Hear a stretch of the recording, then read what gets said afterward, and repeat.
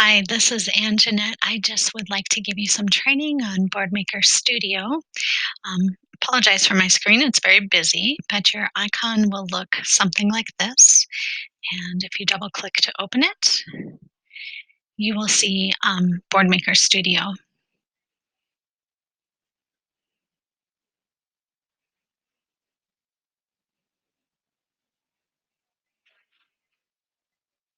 Okay, so I currently have mine to open up in the design mode.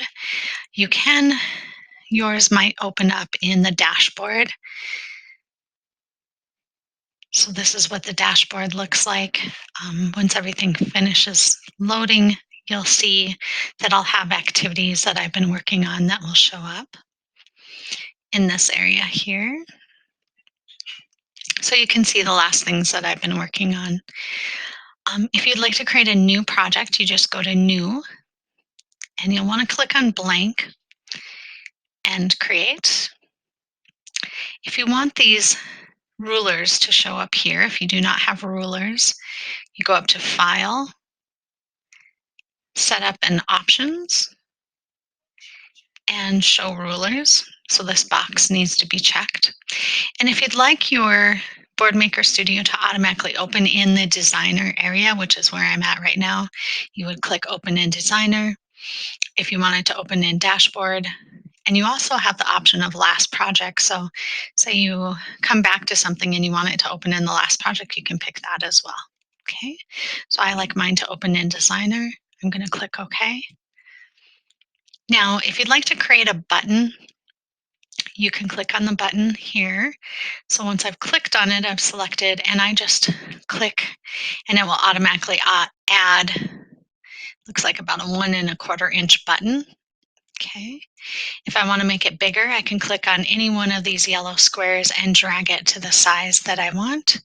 So if I want a 2½ inch by 2½ inch, I can adjust using these rulers by just watching that little line. Okay, so now I have my box size that I want.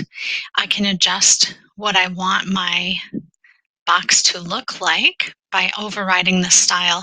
If you do not see the properties button on the right hand side, you can pin it, or you might just need to click, it might say the word properties, and click on it. So once I'm clicked on my box, I can click on style or style override. If I click on style, I have options of all of these. So maybe I want circles, or maybe I want rounded corners, that sort of thing.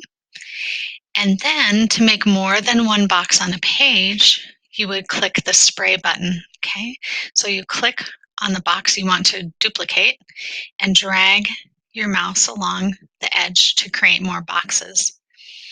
Once they're all selected, you can use the arrow buttons on your keyboard to move that box grouping around.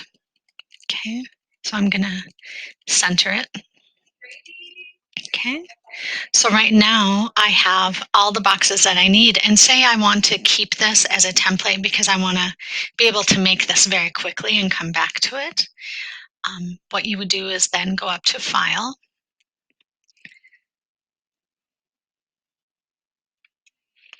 and you would click on Save Project As Template, and you name it. I'm just going to name this Schedule Pics.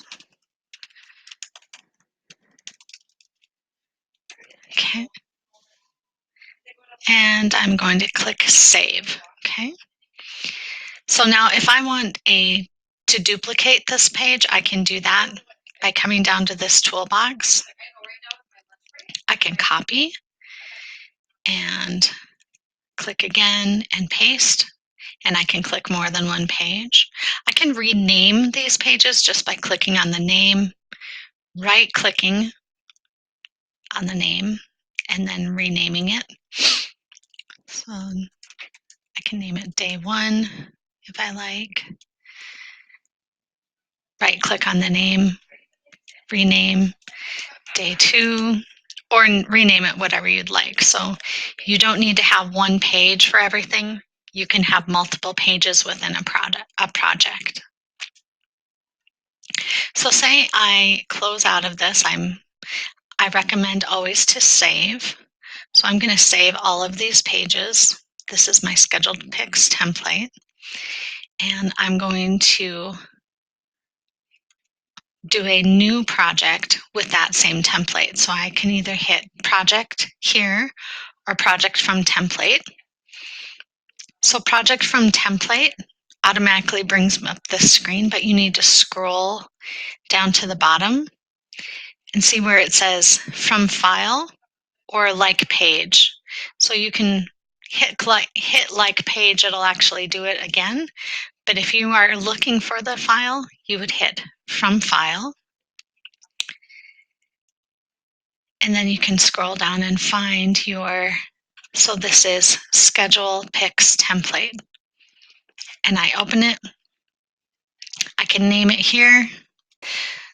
So my project didn't seem to want to open, and so I think it was just getting mixed signals because I was opening the same thing that I was actually in. So what I did is up on the left-hand corner under File, you don't see it right here, it said Close and go to Dashboard. So I did that, and so you see I'm in the dashboard again. I want to make a new file, but this time we're going to look for that template that we created. So I'm going to click New. And I'm going to scroll down to the bottom, look for my from file, click on schedule pics template, click open. And here's my new file. I'm going to create it. And now here is my new project. So see how it says project 1? That's how I know that it is a new project. I'm going to save project as. Okay, I'm going to save it as a new project, and I'm going to name it here. So we're going to say JB, because that's what I call my grandson, JB Pics. Okay, and put that in. Now I have that as my project name, and I can rename these here. So if I wanted to say bathroom, again, I'm right clicking on the name. I can change bathroom routine, that sort of thing. Okay, so then to get my grid to show up, I would just double click on it and it automatically shows up. So to create pictures inside a cell, just click in the cell and start typing. So I'm going to need a towel for the bathroom. So I'll put a towel. And once I type the name and click enter, all of my pictures will pop up.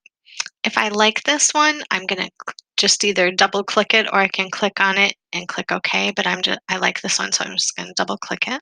Okay. And now the next one, I need a bathtub. So I type the word bathtub, click enter. I like this one, double click it. Okay. If for some reason you have a picture share on your computer, you can do that same thing, only I'll show you how to find it on your computer. So if I'm looking for soap, I type the word soap, I click enter. Down here on the bottom, it says from file. I can search for pictures on my computer. So say I know I have a picture in here somewhere of what I'm looking for. I'm going to look in here and I want to add this picture. I can add that picture from my file. So it's just a matter of knowing where those pictures are.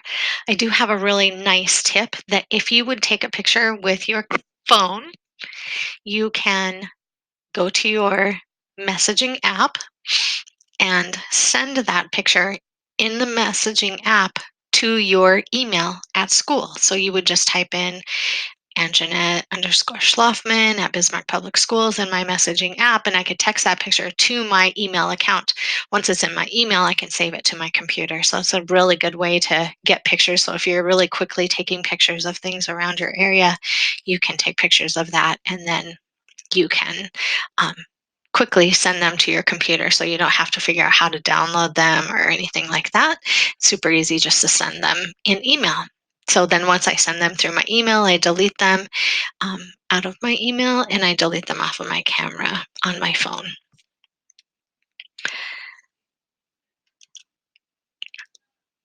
All right. I hope this helps. If you have any other questions, just let me know. Thank you.